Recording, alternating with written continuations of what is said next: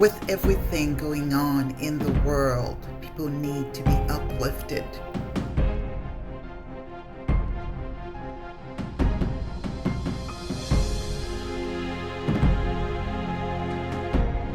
They need something that promotes character, creativity, confidence, and joy. The GRN show is not just an average talk show.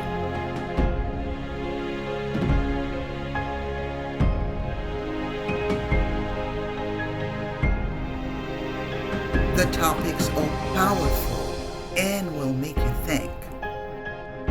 Join me on this journey to be informed, to relate, to connect, and to evolve. Good evening and welcome to the GRN show. January 20th, 2021 was a historical day in so many ways. For me, it felt as if a veil of constant confusion and chaos lifted and replaced with renewed hope and some type of normalcy. We now have a rational adult president who is compassionate and who really recognizes the strength of our nation is in its diversity. As a diverse nation, he recognizes everyone has something to contribute and that his cabinet should reflect what our country looks like today. That is how he basically shows, not only in action, but in words, that everybody matters. For example, the Vice President Kamala Harris was selected. She's the first female. She's the first Caribbean Indio individual to be elected Vice President. And also, I have to tell you, she will be a tremendous co-lead with President Biden. So everybody's very excited about the new cabinet, about the new president.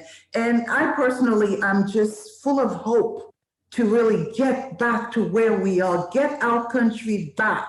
So we have with us a very special guest. I am super excited to have with us our guest, who is basically U.S. Congressman Ted Deutch, who's been in Washington, D.C., serving in U.S. House since 2010.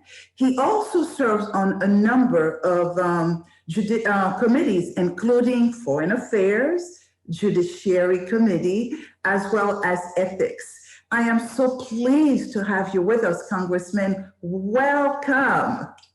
Well, thanks so much for having me. And your enthusiasm rubs off. I was excited to join you, but I'm even more excited and optimistic now just listening to you. That is wonderful. That is wonderful. You know, after hearing Amanda Gorman, I think one of the things she mentioned, it really stuck with me. And that is the reason why I decided to name this show A New Day, Uniting, and basically getting our country back to where it needs to be. One of the things she mentioned, she said, we are striving to forge a union with purpose, to compose a country committed to all cultures, colors, characters, and conditions of man. This is what makes us such a great country. And it was so refreshing to hear that and actually see the President Biden and his cabinet really putting things back in order. It's like putting a puzzle back. So tell us, Congressman Deutch, what do you think as a nation we will see? You know, obviously it's only been just about a week or a little less than a week, and it feels already like many, many months. Tell me, what can we expect with this new administration, particularly with the theme of, you know, we got to build on our strength? Tell us a little bit. What do you think? You've been working with Biden before. You've worked with Biden in the past when he was vice president, and of course, the other one that just left. First of all, thanks again for having me, and thanks for starting with a question about the inauguration, which was incredible and felt like such a great moment for our country. but especially that presentation, that poem by Amanda Gorman. I don't know about you, but I've now watched it several times since the inauguration. It was just such a powerful message of unity as one nation. It was just spot on for the moment. Our country has always had flaws, and we acknowledge that, but we've always strived for perfection. We've always tried to be better, and that's what drives us forward. We want to be a more fair and equal and just, and that's unfortunately something that we all felt wasn't happening during the last administration. And look, a lot of the challenges that we faced over the last 4 years were made worse and were put more in the spotlight by a president who rejected truth and strained the democracy. And he didn't create, obviously, he didn't create racial divides. He didn't create the anti-immigrant sentiment or right-wing extremism. He didn't create a wealth gap or food insecurity or COVID-19, but all of them became worse. And there was this division that we felt. So what does President Biden offer and Vice President Harris? Well, he's assured us that his job is to unite and serve as president of all Americans. And how refreshing was that? Not just those, he made this clear on Inauguration Day. He made it clear throughout the campaign also that he's not just going to serve the people who voted for him, but everyone. And so far, it's pretty clear he's followed his words with action. We've seen the steps that he's taken. I'm sure we'll have a chance to talk more about that, but this isn't an easy job. But for Joe Biden, someone who has served his entire adult life in public service, who understands how important it is, that's what he's going to be able to do. And I mean, like you, I feel so hopeful and optimistic and energetic, and it really feels like a new moment for the country. It really does. And I when he says, I am ready to lead this country with my soul, you can actually feel that. So those are the kinds of things that really I am anticipating. And I always see the glass half full. Happy days are here again. That's really how I feel. Me too. That must be why we like each other. I feel the same way. Well, tell us about some of the executive orders that President Biden just signed during his first few days, and how will they impact us, particularly Florida, with a governor who really is not committed to the new administration and probably the previous administration's agenda. Tell us about some of those administrative orders. Well, sure. Look, his first week, the president has taken really significant action. The first 30 executive orders are going to benefit all Americans, which, by the way, includes all Floridians. And the Governor DeSantis, fully supported Trump's policies, and obviously did so much to contribute, I think, to the divisions that we saw in the last administration. But he doesn't get to pick. The governor doesn't get to pick and choose which directives he's going to follow and which ones he's going to ignore, because they apply to all of us. So just in this first week, the president acted to put us back on the international stage by rejoining the World Health Organization and the Paris Climate Accords. And he strengthened our policy to buy American. He's got executive actions on policing and improving prison conditions and focusing on equity. He's taken significant action on healthcare and obviously the response to COVID-19 and the need for us to really crush the pandemic. And he's recognized the importance of equality and lifted the ban on transgender service members in our armed forces. I mean, everything that he's done, I think, helps set the tone for how we go forward. Just the 100-day mask challenge. I mean, compare that to what we have in Florida, where the governor has shown no interest in just doing the basic things of having people wear a mask. Here comes the president, and one of the first things he does is say, you know what, we're all in this together. And if we all wear masks, we're going to help keep one another healthy. And so in all of these things, by launching this whole of government initiative to really focus on equity across all policymaking and to root out systemic racism, that's important. And the last thing, just the last thing that is, again, so significant, we had in the prior president, we had someone who demonized immigrants, which in our community really hurt, because we're a nation of immigrants, but especially down here in South Florida, immigrants are the backbone of our community. And President Biden came in, he reversed the Trump decision to exclude undocumented immigrants from the census. He directed the cabinet to preserve and fortify DACA. He reversed the Muslim ban. He moved forward on really working with Congress to pass really lasting and important immigration reform. That's the kind of thing that shows that this is a president who's committed to strengthening everything that's great about America. That's how we're going to be stronger as a result. Awesome. You know, and I'm one of those who believe politics really starts locally. Obviously, you have this global plan. And those of us who work with the community, how can we best get this message out and really I've seen people pretty much hiding, particularly during the census. We need to get them to feel comfortable again, to come out and really live their life without the fear of being deported. And as you said, demonized and really not feeling comfortable. Well, you're exactly right. And it's not going to be easy. It doesn't happen immediately. I mean, so many people have been, as you point out, rightly, so many people have been living in fear. The examples that we have, the stories that we have over the past 4 years of families being torn apart.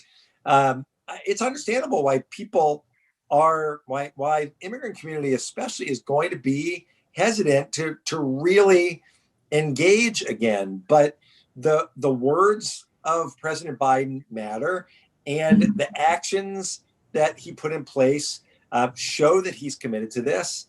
And this kind of conversation that we're having, I think, is going to be critical to really help people become more comfortable. And then they're going to get to know more about Joe Biden.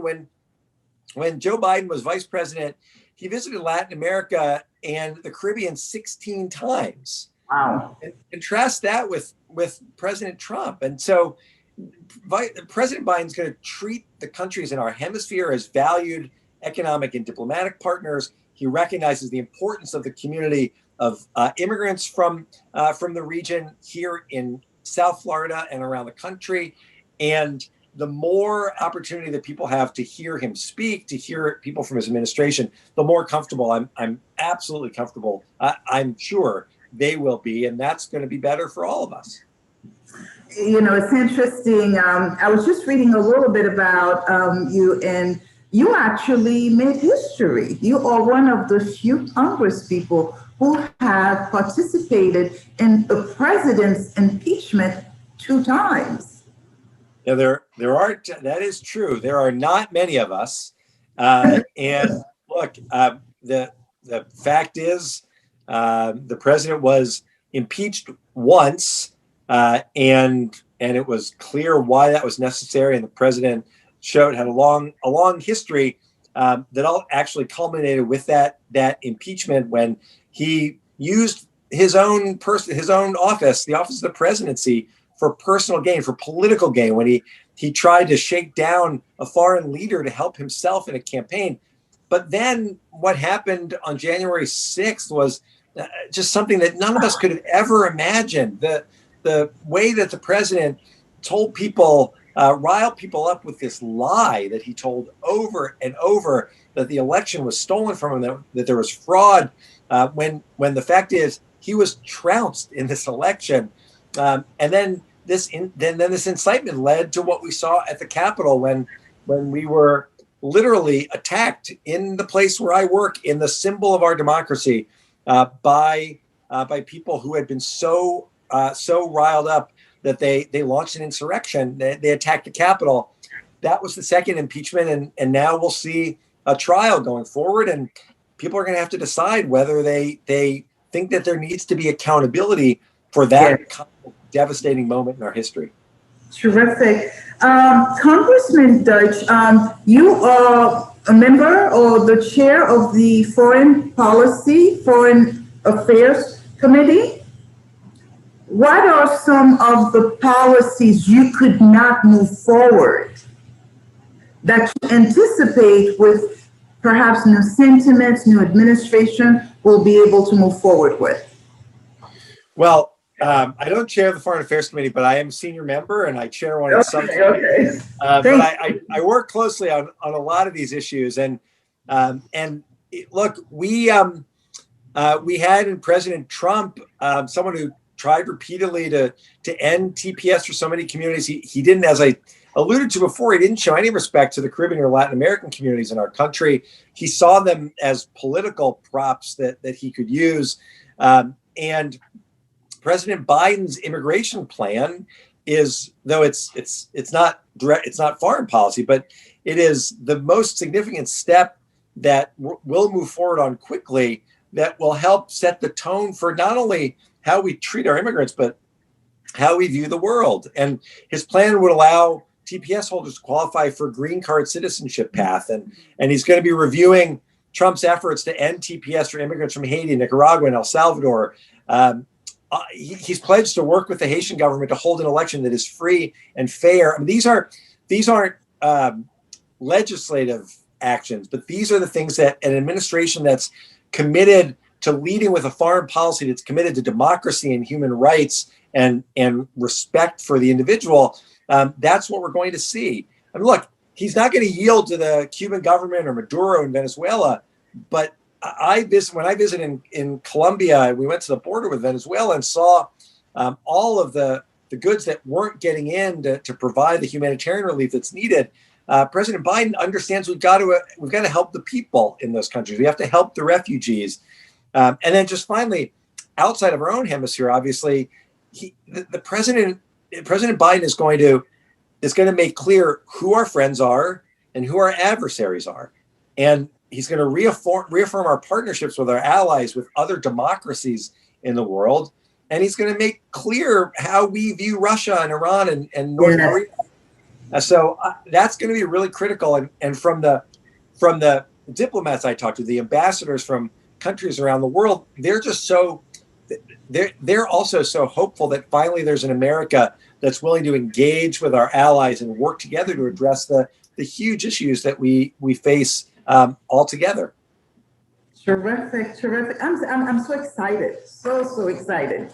So some of the priorities, as I understand, include first, of course, the pandemic. We've lost so many lives due to neglect.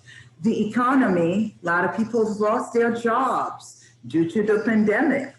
Racial equity, we really have seen so much turmoil in our country over the last few years. And of course, climate change, which was supposed to be hoax.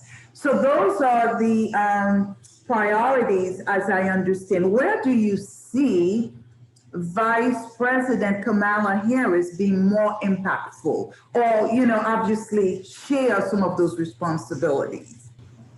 Well, I've worked with the vice president. I worked with her when she was in the Senate, and I know how smart she is, how insightful she is, how dedicated she is to doing what's right for all of the people. But before we even talk about the things that she's going to work on, I mean, it's such a big deal.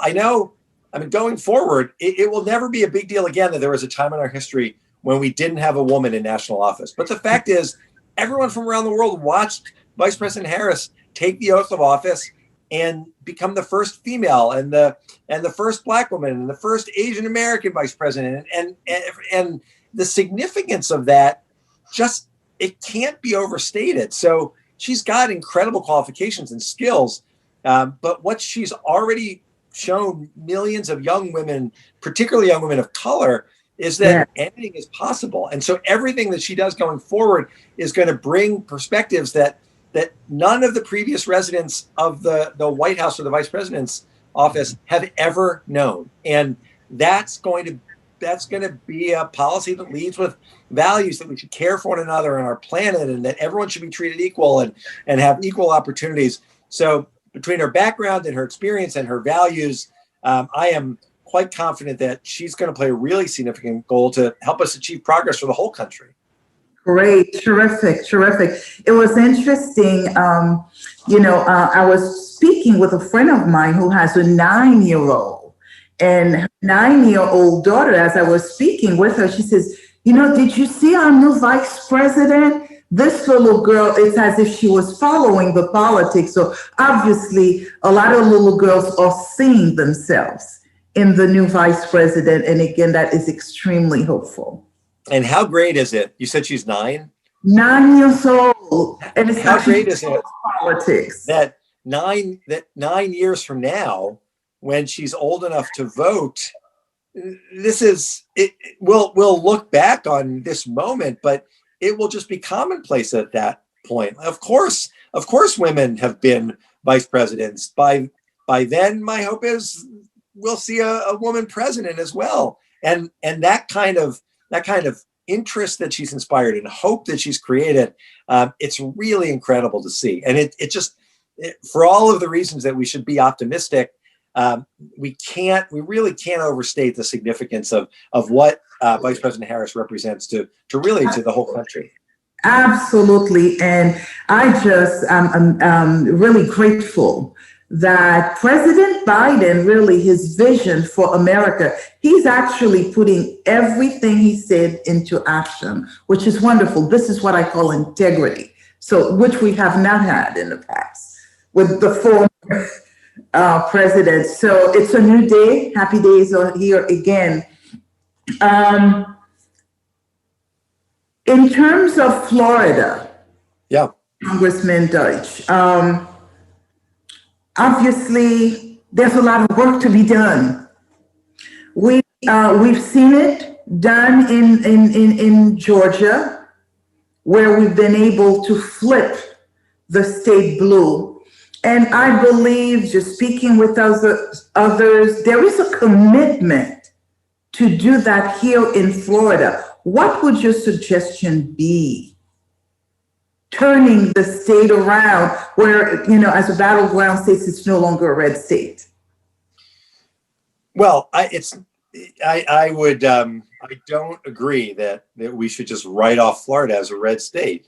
I think, look, there's a lot of work to do, and it's organizing and registering people to vote and making sure that people remain engaged, and we're going to do all of that. But I think that the best opportunity that we have going forward is that we have now, we no longer have a governor who keeps looking to the president for support. So he's now left bare. Everything that Governor DeSantis, the way that his failures on this pandemic are now laid bare for everyone to see. And if you look, so he's on the ballot in 2 years. And if you look at Senator Rubio, who has decided literally in the hours after Joe Biden became president, and as the rest of the country was celebrating this call for unity, there was Marco Rubio using the most divisive language, refusing to even take a breath and give Joe Biden a chance. And people will see that, and they want us to come together, and they know that Joe Biden wants us to come together. And over the next couple of years, when the majority of us work so hard to make things better, and we will, that those who are standing against progress, like Governor DeSantis and Senator Rubio, are going to find it hard to go out to the voters and convince them that divisiveness is the right ticket to getting reelected, not at a time when we have a president who's so committed to bringing people together. From your mouth to God's ears, Congressman. I want to say thank you so much. Thank you, thank you, thank you. This was wonderful. And I truly appreciate you spending the time with us. And again, we're there, and we're looking forward to happy days again. Well, thanks so much for having me, and thanks to all of the viewers. And I just look forward to the day when we're able to do this in person, hopefully in front of lots of our friends and neighbors. In the meantime, I would encourage people to reach out to our office, go to our website, deutsch.house.gov. If people have questions about how to get vaccines or the latest on pandemic relief or the things that we're trying to do with President Biden. We really love talking to people and interacting, and I encourage people to reach out. Thank you again. Thank you so much. Have a good one. Thanks. You too. Thanks for having me. Mom was diagnosed with Alzheimer's at 58 years old. 8 years into the disease was when all the light went out. For me, it was heart-wrenching. Looking into the eyes of somebody with Alzheimer's, sometimes you just don't see the person's soul is like gone. And it takes a toll on everyone. I mean, it's a depressing disease to watch unfold before your eyes. She actually thought those of us who were caring for her and who loved her most were her worst enemies. More and more responsibilities fell on my shoulders. This disease just ravages a family. It changes your life. The magnitude of it is indescribable. My mother taught me to be in the moment. We have to live in the moment with them. And I'm going to be with that person right now in this moment, wherever she is. Now is the moment. If we work together, we can stop this epidemic. Contact Bright Focus and learn more. We are back and we have with us Dorothy Richardson. Dorothy, how are you today? I'm doing well, Gitel. How are you? Doing very well. You know, we had Congressman Ted Deutsch as our special guest, and I have to tell you, throughout our conversation, I felt extremely hopeful. And, you know, obviously the topic of our show this evening is it's a new day, unifying and restoring our communities. So it's really to kind of transition us into a much more positive and unified front as a community. So tell us a little bit about what you have for us this evening. Interesting. So today's topic is working towards a community of unity. Today, many people and communities are faced with different social issues and obstacles that can bring good or even bad changes.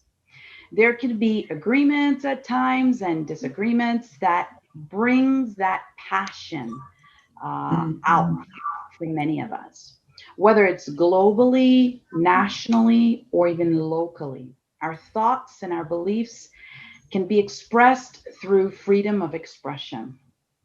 There are many countries around the world that are fortunate and sadly, unfortunately, to do so. One universal thing that I can say that has power is unity. Unity in working together and agreeing on walking and working towards that common goal. This can be, for example, sports team, a community, a neighborhood, a family, or even a group. When pulling together, it always requires, as they say, a village to bring things together. Here are some great strong tips and strategy to keep in mind when working towards unification. Tip number 1, have a common goal. First, know what the goal is in everyone agreeing synonymously. People has to be on the same page to make things work. For example, a neighborhood watch, where everyone in the neighborhood can make sure everyone is safe, the children are safe. Know and recognize a common threat. Sometimes a situation or problem can tend to be forge a group together in talking and discussing how to solve or approach that problem. It's important to talk about and discuss that common threat. And next, collaborate strategy. Great example is, like I mentioned before, sports team. A group planning together to win that next game. That can take a lot of work, time, and effort. And finally, one thing we must remember, unify. When coming together as a group, team, or community, the force is always stronger. So as they say in Star Wars, may the force be with you. Awesome. Thank you so much. And, you know, if we were to think of one word moving forward with the new administration, I think that word unity would be the one that I choose. So again, you were right on target. I truly appreciate it. Have a wonderful evening, Dorothy. You too, Gitel. Bye-bye. Bye-bye. We'll be right back. Hey guys, I never do this, but I have to tell you about this great channel that I found, Aries Vision Television. It's on Roku. It's a Haitian American channel and I love it. They have such great stuff. Movies, TV shows, children's shows, really anything you can imagine. So, I've really been binging for hours. If you are looking for something great to watch or know anybody else who's looking for something great to watch, let them know about this channel, Aries Vision Television. Indeed, the 2021 inauguration was non-conventional and definitely historic. When you look at it with the pandemic and even the domestic terrorism that we've experienced a couple of weeks before the inauguration, there was no way we could have had the type of inauguration we've had in the past. In fact, most people, they've done it virtually. They've watched many of the performances as well as the swearing in of the president as well as the vice president virtually. It is a new day. It is a new world. And we're hoping that each and every one of you will think about how can we all unify and really restore our communities. There is so much healing to be done in our community. And I pray that each and every one of you will think about how can we unify our communities as well as do what you can to restore some of the ills that we've experienced in the last few days. So with that, I want to say good evening. Thank you for joining us and enjoy the rest of your Saturday night. Good night. This land is your land, this land is my land. From California to the New York Island, from the Redwood Forest to the Gulf Stream waters, this land was made for you and me. As I was walking that ribbon of highway, I saw above me that endless skyway. I saw below me that golden valley. This land was made for you and me. I've roamed and rambled, and I followed my footsteps to the sparkling sands of her diamond deserts. And all around me a voice was sounding. This land was made for you and me. This land is your land, this land is my land. From California to the New York Island, from the Redwood Forest to the Gulf Stream waters, this land was made for you and me. When the sun came shining and I was strolling, and the wheat fields waving, and the dust clouds rolling, and the fog was lifting, a voice was chanting. This land was made for you and me. As I went walking, I saw a sign there, and on the sign it said no trespassing. But on the other side, it didn't say no